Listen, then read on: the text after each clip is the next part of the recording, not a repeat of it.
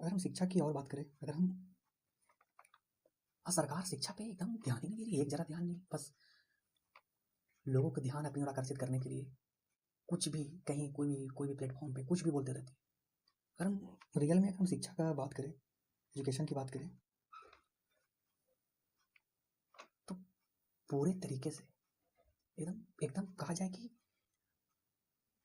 0% एकदम डेवलपमेंट देखने को मिल रहा है आज के इस दिन में। क्योंकि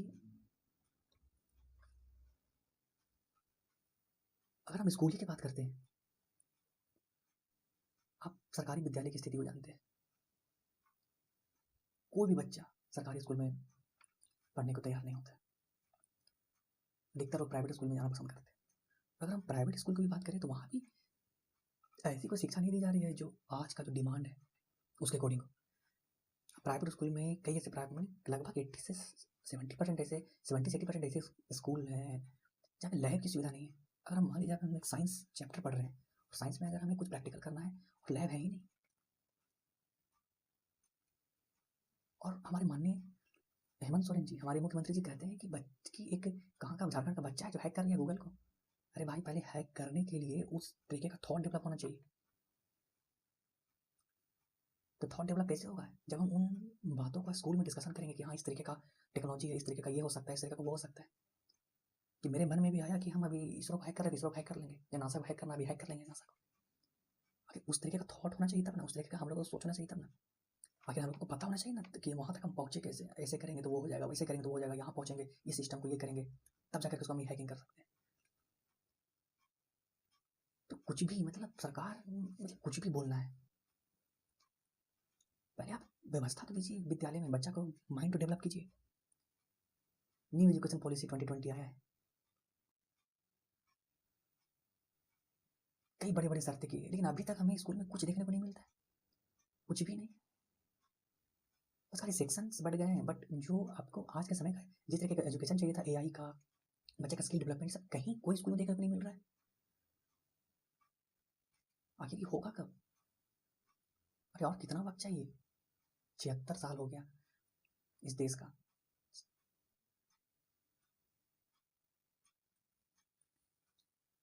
पता नहीं, झारखंड सरकार लगता सोचती है कि अभी तो मेरा 25 साल ही हुआ है, धीरे धीरे सुधारेंगे। अरे तो भाई कब सुधारिएगा, कब? और यहाँ की सरकार की एक मेंटेलिटी मतलब एक तरीके से हो गई है कि यहाँ के बच्चे के पढ़ाई लिखाई के बारे में कोई बात नहीं कर रहा है, कोई बात नहीं करना यहाँ के पढ़ाई लिखाई के बारे में, यहाँ की शिक्षा व्यवस्था के बारे में, यहाँ के जैसे अभी मान लीजिए कि जैसे हम लोग जितना भी हैं स्टूडेंट है झारखंड के, हम लोग जेपीएससी या झारखंड एसएससी या झारखंड दरोगा, झारखंड कोई भी पेपर या तो होता नहीं है मान के चलिए, लेकिन जब सिलेबस का बात आता है तैयारी करने के लिए तो झारखंड के बारे में पढ़ना होता है। क्या झारखंड सरकार की दायित्व नहीं है कि चाहे यहाँ प्राइवेट स्कूल हो चाहे यहाँ सरकारी स्कूल हो, झारखंड का जो भी यहाँ कल्चर है, झारखंड का जो भी इतिहास है, झारखंड जो भी ज्योग्राफी है, झारखंड जो भी पॉलिटिक्स हुआ है आज तक इस 25-26 साल में, उन सारे चीज़ों को क्लास 6 से लेकर के 10th तक पूरे तरीके से कंप्लीट करा दे। लेकिन नहीं, कहीं डिटेल्स में कहीं कोई जिक्र ही नहीं है। यहाँ की शिक्षा व्यवस्था एकदम चरमरा गया है पूरे तरीके से। सरकार को जागरूक होना चाहिए यहाँ की शिक्षा को लेकर के कि हमारी संस्कृति कितनी पुरानी है। बस खाली टेलीविजन पे, पॉडकास्ट पे सिर्फ बड़े बड़े बातें करेंगे कि हमारी संस्कृति ऐसी है, हमारी संस्कृति वैसी है, लेकिन जब जमीनी स्तर पर काम करना होता है, आप स्कूल में, कॉलेज में इस व्यवस्था कीजिए कि बच्चा लोगों को टीचर एक अपॉइंट हो या अपॉइंट ना हो, जो टीचर अवेलेबल हैं उन्हें झारखंड के बारे में पता हो, बच्चों को बताए एक सब्जेक्ट यानी इतिहास के बारे में पूरे डिटेल्स में बताए, ताकि आगे चल करके जब वो किसी एग्जाम की तैयारी करे तो उन्हें एक्स्ट्रा बर्डन ना हो, उनको लगे कि हाँ हम सब पढ़े हैं। आप अभी जो बेसिक सिलेबस खोल के देखिए, झारखंड का सिलेबस खोल के देखिए, वैसा ऐसा मतलब कल्चर है, ऐसा ऐसा नाम है, जैसा आप पहली बार सुनेंगे आपको पढ़ने में मन नहीं लगेगा। इसलिए व्यवस्था सरकार को करनी चाहिए। बस घूमने में व्यस्त है, इधर उधर से घूमने में व्यस्त है, कैसे इन लोगों को टाइम मिलता है घूमने का, मुझे समझ में नहीं आता है। इतना सारा चीज़ बचा हुआ झारखंड में करना है, कैसे इन लोग घूमता है।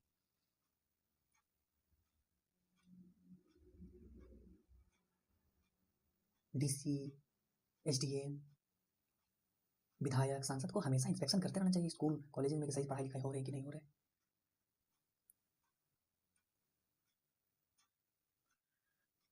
एक खाली थी शिक्षा व्यवस्था था। अगर हम बात करें बेरोजगारी में, अगर हम रोजगार की बात करें, यहाँ की सरकार की एक ही मंशा है। आप अधिकतर देखते होंगे कि 25 साल में सरकार कितनी वैकेंसियाँ निकाली है, अधिकतर वैकेंसी सरकार जब भी निकालती है तो होमगार्ड की निकालती है। बताइए, होमगार्ड का निकालती है सरकार का एक ही मंशा है कि अगर आज के यूथ लोगों को हम इस रोजगार में लाते हैं तो ये यूथ, अगर हम जेपीएससी का 1800-1700 अगर फॉर्म निकाल देते हैं, हर साल निकालेंगे तो 1700-1800 नया यूथ लोग आएगा। दरोगा का निकाल देते हैं 1800 2000 नया दरोगा आएगा।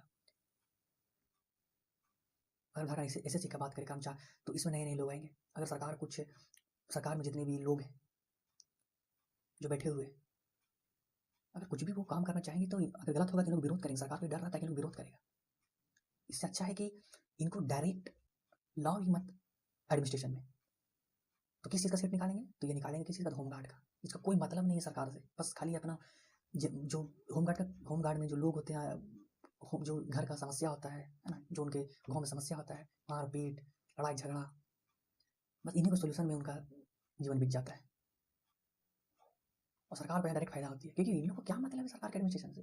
कुछ लेना देना नहीं है, सवाल नहीं पूछेगा। लेकिन वहीं अगर कोई हर एक डिस्ट्रिक्ट में, झारखंड हर एक डिस्ट्रिक्ट में अगर एक आज का यूथ अगर पोस्टेड हो जाता है, सरकार कोई गलत एक्शन लेती है, विधायक अगर वहाँ पैसा मांगता है कि मुझे इस काम के लिए ले भी दो, तो वहाँ का जो यूथ है वो विरोध करेगा उसका। लेकिन यहाँ का सरकार, यहाँ का विधायक चाहता ही नहीं है कि लोग आए। अगर ये लोग आएगा तो हमसे क्वेश्चन करेगा, हमारा काम तमाम हो जाएगा। आज इसी के कारण झारखंड में कई लोग सरकार से मिली भगत कर करके यहाँ के कई करोड़ पैसा रुपया खा गए। इसलिए सरकार यहाँ रोजगार देती ही नहीं, यूथ को लाना ही नहीं है। यूथ को लाएंगे अगर तो डायरेक्ट क्वेश्चन करेगा, हमारे फाइल्स को जाने नहीं देगा, पास ही नहीं होने देगा, जनता को भड़का देगा। इसे ना वैकेंसी लाओ, ना यूथ का लाओ, ना वो क्वेश्चन करेगा, ना कुछ करेगा। होमगार्ड का खाली बहाली लाओ। और किसी से बहाली लाओ तो शिक्षा में टीचर का लाओ। टीचर का भी क्या योगदान है मतलब ये एडमिनिस्ट्रेशन में? फाइल थोड़ी को साइन करेगा जिससे कि माइंस का ओपनिंग होगा।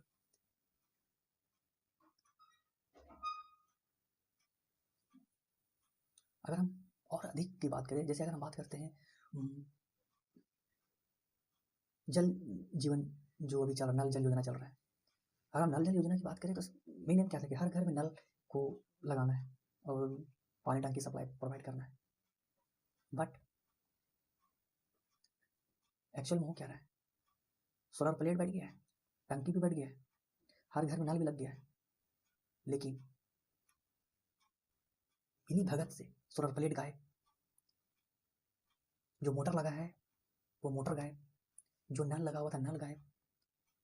नल लग गया लेकिन पानी नहीं आ रहा है। आखिर ये पैसा कहाँ गया? इतना सारा अमाउंट गया कहाँ? इतना भ्रष्टाचार क्यों? इसका जांच क्यों नहीं हुआ? ऐसी व्यवस्था है आज झारखंड में, इतनी चरमरा गई है यहाँ की अर्थव्यवस्था, यहाँ की व्यवस्था। यहाँ के स्टूडेंट, जो लोग स्टूडेंट हो गए, कोई भी हो गए, अगर हम बात करें, अगर हम किसान की बात करें तो सरकार को यहाँ पे सुविधा देना चाहिए, हर चीज़ का देना चाहिए। किसान, अगर इस देश में सबसे ज़्यादा अगर कोई पूजनीय है तो सबसे पहला है सेना, उसके बाद एक किसान। ये दोनों को सबसे पहले एकदम ऊपर लेवल पर रखना चाहिए। बट नहीं, आज किसान की हालत हम देख ही रहे हैं, कितना किसान लोग मर रहे हैं, या किसान काम छोड़ करके आप प्राथमिक सेकेंडरी सेक्टर, थर्ड सेक्टर की ओर जा रहे हैं। आज प्राथमिक सेक्टर में देखिए, जब आज़ादी का समय था 1947, उस समय प्राथमिक सेक्टर में जो लोग काम करते थे, लगभग जीडीपी में योगदान था उनका लगभग 70-80% योगदान था। आज घट करके लगभग 40-30-40% हो गया।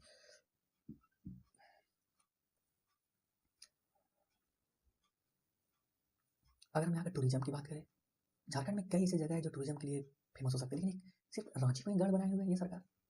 अगर हम चतरा का ही बात करें, चतरा में यहाँ कॉलेश्वरी पर्वत है, लेकिन इतनी भयावह स्थिति इसको बना दिया गया यहाँ के सरकार ने, यहाँ के विधायकों ने मिल करके, इसका कोई बात ही नहीं उठाता है। टूरिज्म बन सकता है, लोग टूरिज्म से पैसा कमा सकते हैं, लेकिन यहाँ के विधायक, यहाँ के सांसद यहाँ को एक बार बन गया उसके बाद इस क्षेत्र में कदम नहीं रखता है। कई सारे यहाँ पहाड़ ऐसे हैं जहाँ पे टूरिज्म को डेवलप किया जा सकता है, लेकिन कुछ नहीं, सिर्फ हाँ यहाँ करते करते आना है और निकल जाना है। यहाँ के सांसद ऐसे हैं कि जो एक बार इस क्षेत्र में बन जाता है, कभी दोबारा लौट करके यहाँ आता नहीं।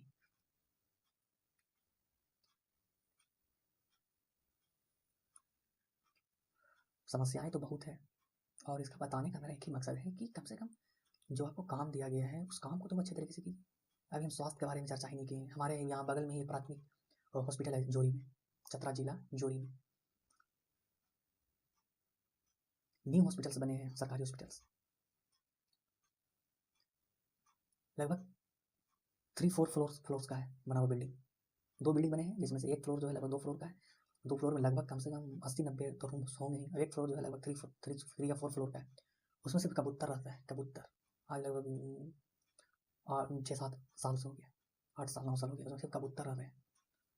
सोचिए ऐसी व्यवस्था है। जो सरकारी हॉस्पिटल है, यहाँ अगर सांप भी काट लिया तो आपको सीधे रेफर कर देंगे। बताइए यहाँ पर सांप काटने का दवाई नहीं, इंजेक्शन नहीं, एंटी इंजेक्शन नहीं है। अगर कोई प्रेग्नेंट हो गया है, अगर ज़्यादा प्रॉब्लम हो सीधे उसको रेफर कर देगा। इसको यहाँ ये सुविधा नहीं, ना एक्सरे की सुविधा है, ना MRI की सुविधा है।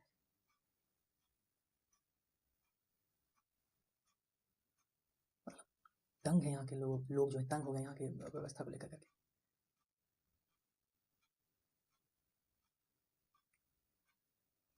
मैं ज़्यादा कुछ नहीं कहूँगा, अभी बहुत सारा चीज़ें बताना, धीरे धीरे आगे की वीडियो में मैं धीरे धीरे सारा चीज़ के बारे में बताऊँगा।